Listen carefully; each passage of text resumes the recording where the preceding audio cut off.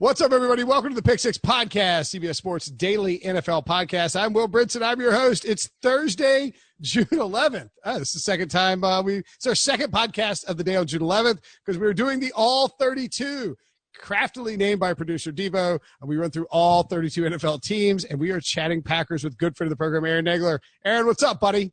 Not much, Will. Thanks a lot for having me. Honored to be here talking Packers with you on the All 32. So that means on the All 32, we have today on June 11th, we have both the Vikings and the Packers. I can't believe it's June 11th. What happened? What? Crazy. I can't even believe we're like almost to mid-June. It's going to be training camp before you know it. It's crazy. Well, knock on wood, we get training camp. I'm proceeding with hope, Will. Nothing but hope right in front of me. That's all I can do. I like to roll into things with a backup plan, which seems to be what the Packers did this offseason. Nice segue. Thank you. Yeah, I'm a professional. Look, so I was excited to have you on because now you've been on this program. I think you've been on the show a couple times, right? A couple times, yeah. At least once or twice. Mm-hmm. We're good pals. We've hung out in real life. We have gotten wasted at the combine. Indeed. And you have been a persistent tweeter of who, me? I don't want to say pro Packers propaganda, which some would say. All right. There are not many people out there who defended the Jordan Love pick as well as the AJ Dillon pick. You did it. So I would ask you this. Why? Here's the thing. It's not so much a defense of the picks, right? It's just trying to acknowledge the fact that we have no idea. We have zero clue how these picks are going to work out. I understand that the draft industrial complex works itself up into a lather when teams go against the grain or don't do what is expected. Fans especially spend months consuming this content and finding these names and creating their lists, etc. And then when teams, especially the Packers, do something that flies in the face of that, people get all up in arms and the grades come out and people fail their draft and blah, blah, blah. And all I want is a little acknowledgement that, look, we all know draft grades aren't worth the pixels they're printed with. Let's let things play out and see how things develop, and maybe the reasoning behind the Jordan Love pick and the A.J. Dillon pick and whoever knows whatever pick. Maybe they had some reasonings. Maybe let's watch and see how they develop and see how the team actually utilizes that talent. Maybe they have a plan. I don't know. Call me crazy. I know. It's not. No. The Packers have won a boatload of games. It's not like they're just like sitting back like flying blind. And I would say too that, and I tried to do this throughout the process of discussing, because it's easy, right? It is easy to like sit back and just in this draft, which is a deep draft and a good first round with a lot of wide receivers, a ton of wide receiver talent, no doubt. Multiple, like there weren't. It was a lot of times over the past 3 or 4 years, just because for whatever reason college classes have been a little bit deeper. It's hard to find. Everybody has to find a winner and a loser. Everybody has to find a good grade, bad grade. It's hard to find losers in a deep draft. And the Packers and Aaron Rodgers were an easy cherry to pick. Super easy target, and especially when look. The narrative that's out there now about running backs when you talk about the devaluing of the position, and then the Packers turn around and pick a bigger bruising back in the second round. You knew the internet was going to have a field day with that one. It's this whole idea of, and what's really odd about that pick to me, and this is where I'm on board with kind of scratching my head, because if you look at the Packers' MO, whether it's with Gutekunst or Ted Thompson or whoever's been in charge, basically their personnel group as a whole has seemed to operate in that regard. Meaning, they picked they picked 3 backs in a row a couple years ago, and they obviously found a gem in Aaron Jones, found a really productive guy in Jamal Williams. You go back to when Ted Thompson was in charge, and when they didn't make the trade for Marshawn Lynch, what they did do that year was turn around and snag somebody off of Atlanta's practice squad. That's been traditionally their approach to that position. So to see them turn around and then use a premium pick on a running back, I got to admit, I was surprised. But again, they love that player. They wanted to make sure he was on their team, and they certainly did that. Okay, so let me ask you this.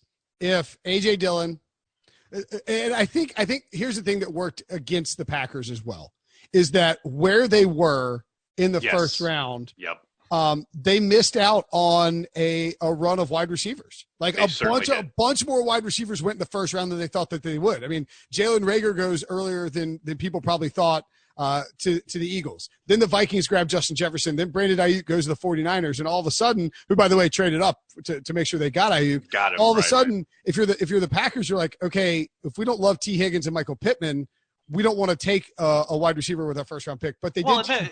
Here's the other thing, though. Yeah. You have to think they had the plan had to be going into this draft that they were going to get Jordan Love. There's no way they're sitting there at 30. Well, see, they trade up. They use a fourth-round pick to go up and get him. It's clear that was the plan. You know what I mean? Well, and that's why I push. And like I try to like play devil's avocado, if you will, right, with myself. Like in the sense, it's sort of like the Aaron Rodgers thing, in the sense that, oh, hey, look, we have a Hall of Fame quarterback on the roster, 35 years old, playing great MVP caliber football, and we drafted somebody in the first round. Like, what are we doing? At the same time, it's not like the Aaron Rodgers thing, because like Aaron Rodgers could have been the first overall pick. It was between him and Alex Smith. And that's the pushback you've heard a lot right, of that. Then the unexpected fall. And I agree with you. Like, the plan couldn't have been, if Jordan Love falls. Jordan Rodgers, oh boy, what a slip. Yeah, I know. Right, of course, it is Rodgers. But it's like, if Jordan Love falls this far, and then you're like, oh my God, I can't believe he's there he's there at 26. It's like, he was always going to be there at 26. He was, most likely. I just have to think that in their evaluation, now it could be wrong, it could be right. We'll find out. That's the joy of this. And that's what is going to make it so difficult for the next couple of years, because they're not going to force him out of the field. They don't need to. They've got Aaron Rodgers locked up for another 3-4 years. So we're going to have to sit here and wait and watch the little snippets we get of training camp and preseason action, etc. But you look at his athletic upside, you look at his ceiling, I understand it. I get. You especially look at that 2018 tape, and you get it, man. Like, that kid, he has some incredible stuff on tape. Now, if he comes out of the, I made this point a couple months ago, I think, but like, if you took his 2018 and 2019, right, and Joe Burrow's 2018 and 2019, and you flipped both of them. Flipped them out. Yeah, if Burrow's wins a title in 2018 and then lays an egg in 2019, people are like, whoa. Yep. How do you follow that up with that? Whereas if Love takes a step from this year into 2018, people are like, this kid could be the first overall pick. I mean, like, that's the other thing too, is there's so many kind of external things that he couldn't control in 2019. I mean, obviously the turnovers went way up. But he lost a ton of his supporting cast, had a new coaching staff. And those are all factors, those are all things that the coaching staff and especially the personnel group are going to look at. Again, in their determination, they see a really talented kid who could turn into something special. And that's why they felt it necessary to go get him. Again, they could be wrong. They could be right. But it's clear that is the plan, that he is the guy. I mean, Ron Wolf had Brett Favre. Ted Thompson had Aaron Rodgers. Brian Gutekunst has laid his claim and planted his flag on Jordan Love. And look, and that's the other hypocritical thing when we're like, the Packers are idiots. It's like, listen, every time somebody doesn't have a transition at quarterback, they get called an idiot. So and there's the thing. What's the worst time to look for a quarterback? When you need one. Right. Yeah. I mean, it absolutely is. But the problem, and then the counter push to that is, why did they give Aaron Rodgers the contract? And I think that's sort of the question. Like, because if you get to Jordan Love's fifth-year option and you're trying to decide if you want to sign him, if you want to move, that is. I mean, it flies in the face of the modern NFL in the sense of we've seen we've seen several teams have success building a roster around a rookie quarterback contract, right? And that's kind of the new way. And the Packers certainly don't seem to be in a position to take advantage of that if they're going to be sitting Love for at least 2 years. Now, there are all sorts of like new fangled ways they can work, basically jettisoning Rodgers out after 1 year if they want. Sure. I don't think that's going to happen. I think he's there for at least 2 more years. Okay. But I hear you on the contract. The only thing I would say is it's the thing that never gets talked about when it comes to that extension. No one mentions the fact that Rodgers, when they signed him to that extension, he was heading into a year where actually the rest of his past contract had zero guaranteed money in it, left in it. So he was going to basically take the field that year with zero guarantee. And how do you think that sits with a Hall of Fame quarterback? I just never, and that's the thing. I just don't. There was no rumblings of it, nothing reported, but I have to think that if push had come to shove, Aaron may have not thrown a stink, but things could have gotten dicey between him and the Packers. So, especially for a guy who played way below market value for a number of years. Sure. I remember, years past when Mark Sanchez was making more than Aaron Rodgers, Which say that out loud. And he did that for years. Yeah. So I think without, by the way, the credit that Tom Brady gets all the time. Gets. Exactly. Yeah. So I think it was the franchise probably moved, in deference to what he had done, the fact that there were so many people in that building who have jobs because of him. Sure. I think they did make a little bit of the cardinal sin where you pay someone for what they've done rather than what you project them to do.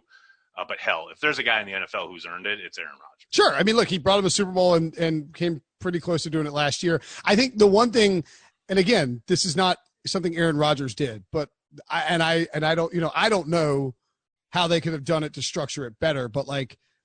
Take a bigger cap hit early on in the contract. Or you know what I mean? Like structure it so and look, Aaron Rodgers is not going to sign a deal where there's no guaranteed money in 2022 and 2023 and the Packers can just walk away from it. I mean, $17 million dead cap hit in 2022 is not crazy. So I think you're right. 2 years is probably the minimum you have. It's the first realistic exit point. It really is. And look, and he's obviously, he already did one adjustment a couple months ago prior to the start of the offseason where he switched up some bonus money to free up about $11 million worth of cap space for him this year. So it's not like he's, completely closed off to the idea of reworking things and giving them a little help, et cetera. But yeah, I think it's going to be interesting to see how they navigate those waters. There's no doubt that it's so funny. I was doing a Twitter Q&A the other night and someone said, over under 2.5 years until Jordan Love makes his first start. I'm like, how do you not take the under on that? Well, yeah. Do you think they're going to let him sit for 2.5 years? Right. I'd be shocked. Also, if Aaron Rodgers, if the Packers are 3-13 or 13 and oh my gosh, or 3 and whatever. Let's say they're 6-6, and they're out of the playoff hunt. They're going to start Love in week 17. They're going to try and get him on the field at least. Or he gets some hurt. Kind of timeshare, or he gets hurt. Exactly. Right. Here's the other thing that doesn't get addressed a whole lot, but Aaron Rodgers is not the Superman we got used to for so long. He's definitely not the run the table version that we saw in 2016. He had a decent year last year. For him, a decent year is better than most quarterbacks, especially numbers-wise. But you don't have to look much further than, tape against some of the better defenses to see that he's not the guy who carried this team for a decade plus. And there's nothing wrong with saying that. But it's clear that, he's on the back nine of his career as he had. Those are his words. Just by his age, I don't think it's crazy for the Packers to be looking to the future for a transition. Right. And you're right. And Sean Wagner McGuff, my colleague, always says in this podcast, people are like rip him for being a Packers hater. His whole point is not that Aaron Rodgers is bad.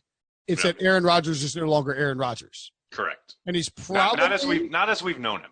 Right. No. He's not the best quarterback in football, hands down, no questions asked. He's not even close to it. That's not even close to it. Patrick Mahomes. And is Rodgers a top 10 quarterback? I think he's borderline. He's hovering around it. It depends on what you want from the position. I don't think there's any question that he's got one of the least accomplished supporting casts trying to help him out there. So I do think that has to be taken into consideration. I would even argue that it depends. It's out of his control whether he's a top 10 quarterback, because I think so. If Dak Prescott, Carson Wentz, Josh Allen, Sam Darnold, Baker Mayfield, if like a couple of those guys take a leap forward, then he's probably 11 or 12 just because of his age. I can't believe you just included Josh Allen on that list. Come on, get out of here. Get out of here. Don't buy into that. Come on now, Will. That guy's got too much upside. He's got tons of upsides, but he can't. He can't hit the broadside of a barn, man. Come on now. Well, the accuracy is the one thing you can't learn. Are you a Marvel? You coach into it. Are you a Marvel Universe guy or just Star Wars? I enjoy Marvel. I'm not Okay. obsessed with it like I am Star Wars. Well, I don't know what the Star Wars example. I mean, I guess Right. but Well, give me the Marvel. I'll get it. well, it's all good. like you have to have. It's like dealing with the Infinity Stones, right? Like if you just throw a random jabroni an Infinity Stone, it's gonna blow up and everybody around him is gonna die. Face is gonna melt off. But like if you harness the power of the Infinity Stone, then you are capable of doing things that normal human beings or normal deities can't do. I guess it would just be like using the Force would be the example of. I see. Look, I don't know how I got into this Josh Allen thing. I'm sorry, but you look at the game like that, the Dallas game last year, and you can see how they can win with him. I don't think there's any question there. But he's never. To me, it's always going to come down to the throwing of the football, and to me, that's always going to be his like weakness, and that's a problem in the NFL. I don't know. That's just me. No, I mean he's never. We did a podcast like almost exclusively on Josh Allen with Matthew Fairburn of The Athletic for the Bills thing, this All 32 feature, and he said, I was like, and he said it, I was like, that can't be correct. He's like, Josh Allen doesn't have a 300-yard passing game. I was like, what do you mean, like ever? He's like, no, not a single one. I was like, that can't be right. I mean, I cover football professionally, and I don't believe that. Like, look it up. Sure enough. Right. Sure it sounds about right. It sounds about right. Anyway, so with Rodgers in this offense, are we to believe that it is what it appears to be, that it's going to be again a run heavy? I mean, it feels like it's just going to be pound the rock and let's let. See, that's funny because I know that's the perception, and I know they talked a lot this offseason about wanting to quote marry the run with the pass, etc. But if you actually look at how they called games and how they went about operating on offense last year, they actually were one of the top teams as far as throwing the football in early downs. I think it was the Chiefs and then the Dolphins and then the Packers. So I think, yes, they want to run the football. I don't think there's any doubt. But as long as Aaron Rodgers is in town, they are going to throw a lot. And I think where they have to improve is varying things. They held over a lot of stuff from McCarthy's time that Aaron Rodgers was quote unquote comfortable with. I think they got to move away from that. I think they were trying to do that because it's what Aaron is comfortable with, and I understand that. And they were pretty successful at that. Where they were less successful is efficiency off play action, which is what the entire offense is supposed to be based around. Going back to Mike Shanahan's time, let alone Kyle and Sean McVay, where the school that LaFleur is coming out of, right? That is the offense, marrying that run game with play action and then getting highly efficient plays off of that. Aaron, for whatever reason, coming out under center and running play action, they were just not as efficient as you would so weird because them to be. It's perfect for his style of play. You would think, like exactly. get him rolling out and let him pick up a couple options. It's the same stuff that you saw Elway do at the end of his career. This offense made Jake Plummer efficient when he was in Denver. It's like that's what I expected a lot more of last year, but we saw a lot of spread stuff. We saw a lot of shotgun. I would think, if nothing else, we'll see. I don't think, again, as long as Aaron's in town, I doubt it's ever a complete kind of buy-in to the LaFleur stuff, which is another reason I think they want to get to Jordan Love sooner rather than later. But I do think that you're going to see a continuing kind of evolution when it comes to trying to get more of that, marrying the run to the pass, working play action, getting him on the edge, bootleg stuff, high-low, clearly delineated reads. And I think you're going to see a lot more two tight end stuff. You're going to see a lot of Jace Sternberger. I think he's going to come to the fore. But yeah, this all has to start with the run game. There's no doubt about it. Yeah, and that's the interesting thing about Jordan Love too, is because you have a coach in Matt LaFleur who came in. I mean, I thought he was one of the. It's dumb to say he's like one of the most pressured guys under pressure in his first year. But if they go 8-8, or God help him, like 6-10. Right. And the offense stinks, and Rodgers is. You have a healthy Aaron Rodgers all year. Yeah, you're in serious trouble. But they almost did exactly. We're like, this is what needs to happen if he was. It's like, okay, they made it to the NFC Championship game and won 13 games. Like, what's there to complain about? Well, but it's the manner in which you heard all throughout the season they weren't as good as their record, and they got a lot of close wins, which is all true. There's zero doubt. I think you look at that team. I understand. Packers fans get all up in arms when you talk about, look, they could very well have a worse record this year and be a much better football team. Sure. They feasted off turnovers last year. They had great execution in the red zone on offense. They did a great job shutting people out of the end zone on defense and limiting people to field goals. I just wonder how much of that is sustainable. We all talked last offseason about the Bears because they were the clear candidate for to regress. And how are the Packers not a clear candidate for the same thing this year? I don't know.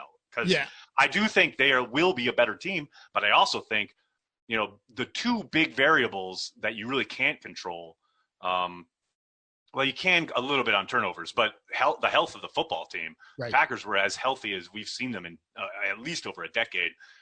They have a lot of stuff needing to break their way to get the same results record-wise this year. So they finished with a point differential that would set them up for a 9.7 expected win-loss, or 9.7 expected wins, and they finished 13-3. I mean, you got to be lucky in football. You don't have 100%. You don't have to apologize for luck, but I mean, it does. Not at all. It does. You have to take advantage of it. That's the thing. That's what no one Yes, it's always about a bounce here or there, and okay, yeah, you got those bounces, but did you take advantage of it? Because if you don't, then it doesn't mean anything. Lots of teams get behind the eight ball, so to speak, because of a bad bounce, a bad call by the ref, etc. It's the teams that take advantage of those situations or overcome them that end up winning football games. And I think, to LaFleur's credit, they did a really good job of taking advantage of those situations last year, whether it is because they have Aaron Rodgers or they have an opportunistic defense.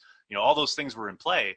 But when it happens week after week after week, you got to stop saying it's luck and say, okay, they are making things happen off of their lucky bounces. Well, that's true too. See, and that's a little unfair to Rodgers because Russell Wilson had the same sort of luck. And people are like, well, I mean, Russell's just pulling it out of his ass. He's just magic. Right? Yeah, and it's like Aaron Rodgers is washed up and LaFleur's getting lucky. So that's unfair. All right, let's take a quick break. When we come back, we'll talk Packers defense.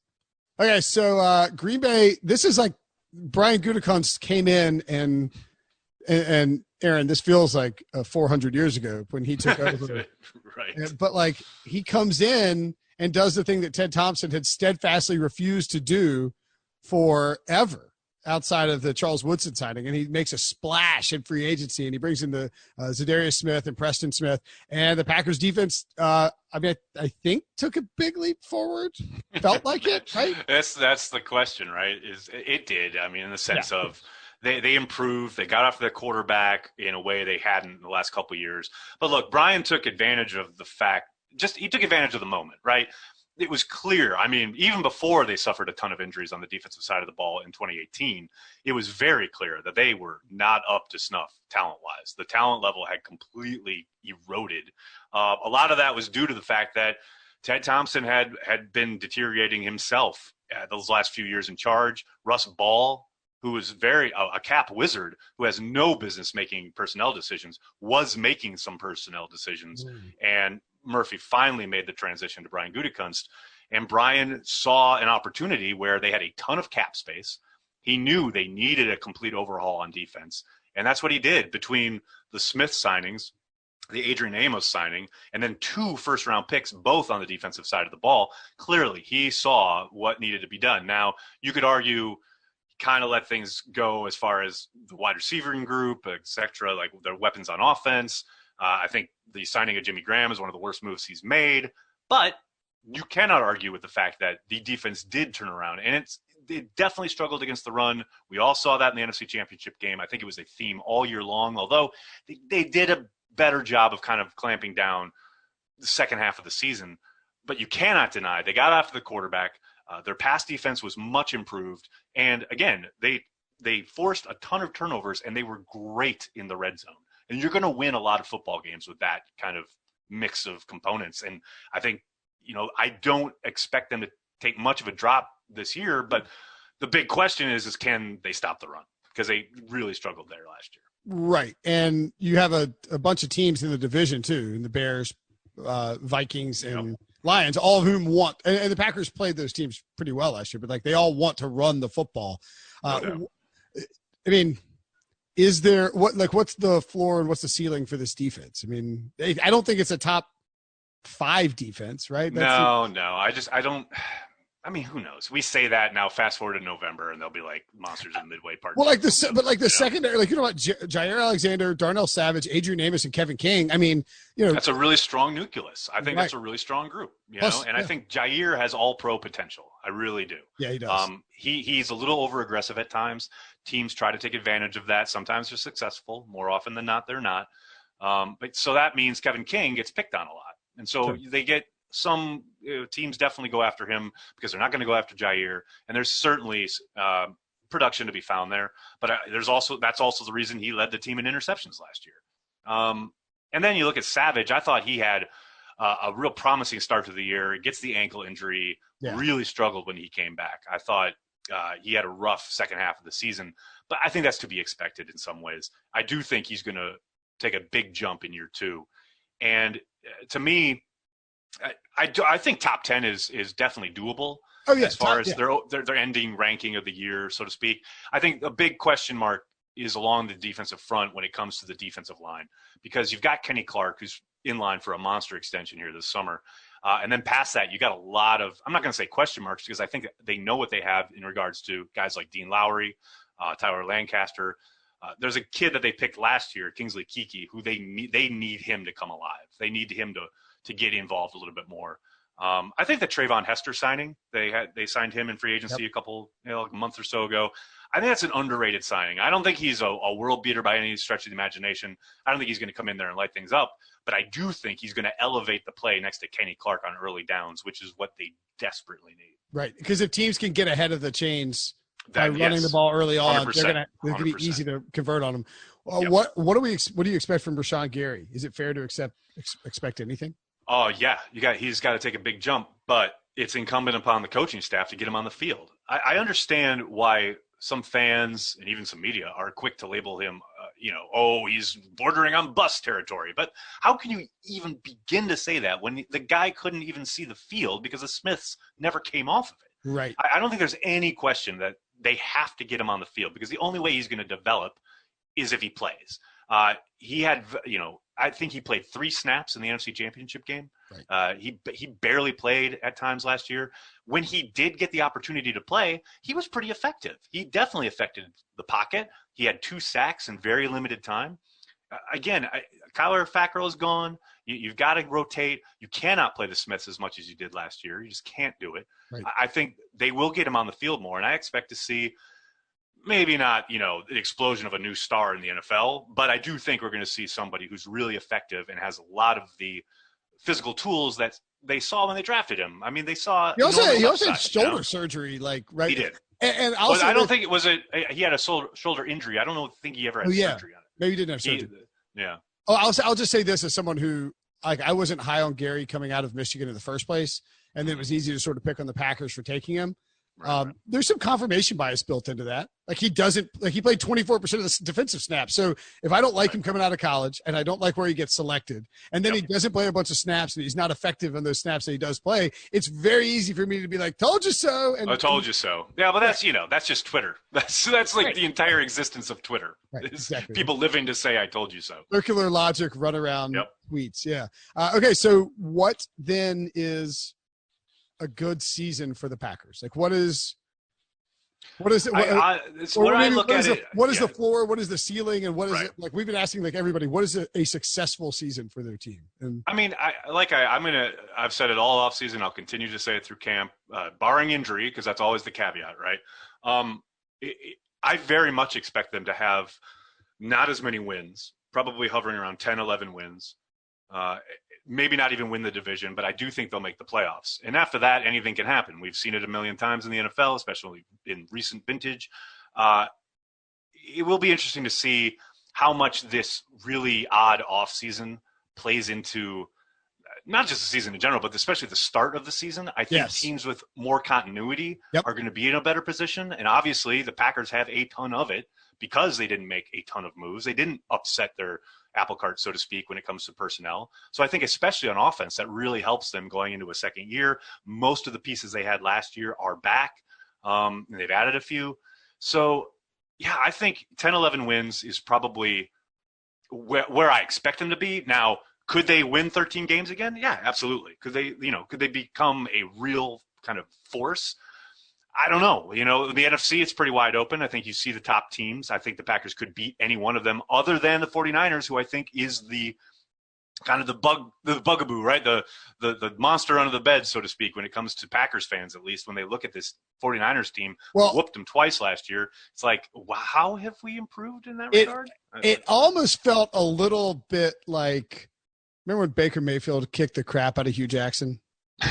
Felt a little like that with Kyle Shanahan and Mike Patton. Kyle and yeah, a little bit. I feel that. I definitely feel that. To me, not even talking about the relationships between the staffs or the players or anything, but to me, it really harkened back to when the Packers were knocking on the door for years in the 90s when Favre and the Packers could never get past the Dallas Cowboys. Yeah.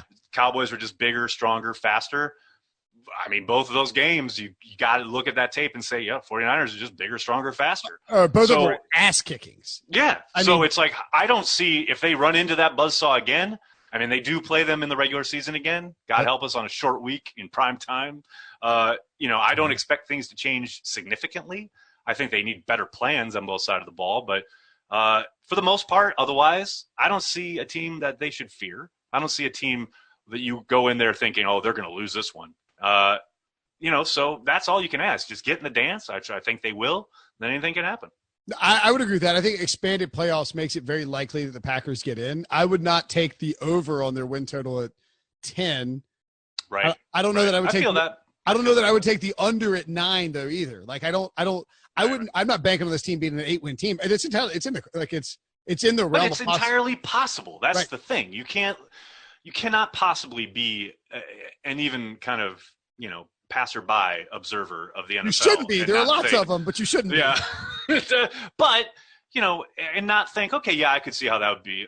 Things go, they don't win the close ones like they did last year. Maybe, you know, the offense just continues to kind of stub its toe at times, blah, blah, blah, blah, blah. And then all of a sudden they're 9-7, 8-8. Their That's schedule, entirely possible. Their starting schedule is brutal, by the way. Yeah. At Minnesota, and I get that Aaron Rodgers owns the Vikings, and I do think there's some. Although it took till last year was the first time they ever beat them in that building. So true. You know, but now if we don't have fans in the building, that game changes. I know that changes things, especially in that building. If you've been there, and I think you have. That Super Bowl. U.S. Bank Stadium. I was there for that opening game. Yep.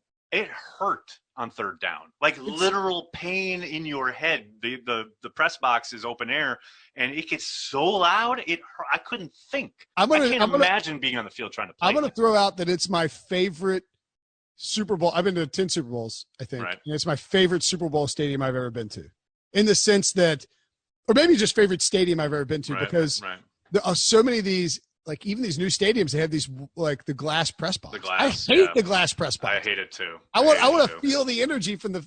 I want to hear the crowd, and you do.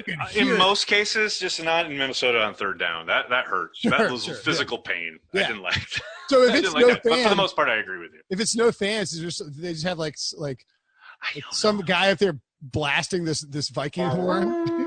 Like it'll just be that, like every other play. Well, what's funny is that, you know, if there are no fans in the stands and the teams are required to play crowd noise, you know, the Vikings have lots of experience there, so they'll be okay. Nice.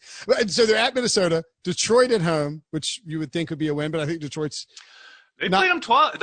Here's a fun stat. Last year against Detroit, the Packers did not lead for 1 second until the end of both games. That's right. And that first one, the Lions should have been 5-0. We talked with Torrey Petrie about that too. Yep. Then they're at the Saints, Falcons at home, a week 5 bye, then at Bucks, at Texans, Vikings at home, at 49ers. That is a really tough opening schedule. Tough row. Like if they're 6-2 coming out of that, then this is a team that you need. Are you kidding me? If they're 6-2 coming out of that, it'll be time for a party. It'll be crazy. I mean, like, so exactly. That's what I'm saying. Like, what is a good, like, what are you hoping for coming out of that stretch? Like 4-4? If they're 4-4, I'll be happy. Are you kidding me? I mean, especially with how many times they have to go. That 49ers short week is a real killer. I mean, that is really hard. Yeah. And then down in New Orleans is a real tough place to play. They've had real bad luck down there. They have not played well. Aaron has not played well down there. They're Tom Brady. 4-4. Yeah. They're 4-4 out of that. I think they're setting themselves up well because of the fact that they have so many home games in the second half of the season. Yes, you're right. They have let's see, 1, 2, 3, 4, 5, 6 home games. Plus, you get the Bears twice. Maybe they take a step back. Eagles, Lions, Panthers. They get a couple cold weather teams up in the cold or warm weather. This is a first place schedule though, if I've ever seen one. Oh yeah, no question about it. And hey, man, that's what happens. You win some games. You got to play that schedule, and I don't think they'd want it any other way, especially coming off a year where so many people question the legitimacy of their 13-3 record. Okay, well, let us prove it to you. Yeah, it's a all right, time to validate it. All right. Aaron Nagler of Cheesehead TV, good friend of the program. Always fun to talk to you, buddy. Packers could be a big season coming up. Well, I can't wait to find out. Oh God, we're so close. We're so close. Football. Please give us football. Just give us football. I don't care if there's no fans. I don't care. I'll wear earmuffs on my head. I don't care. Just give me football. Thanks, buddy.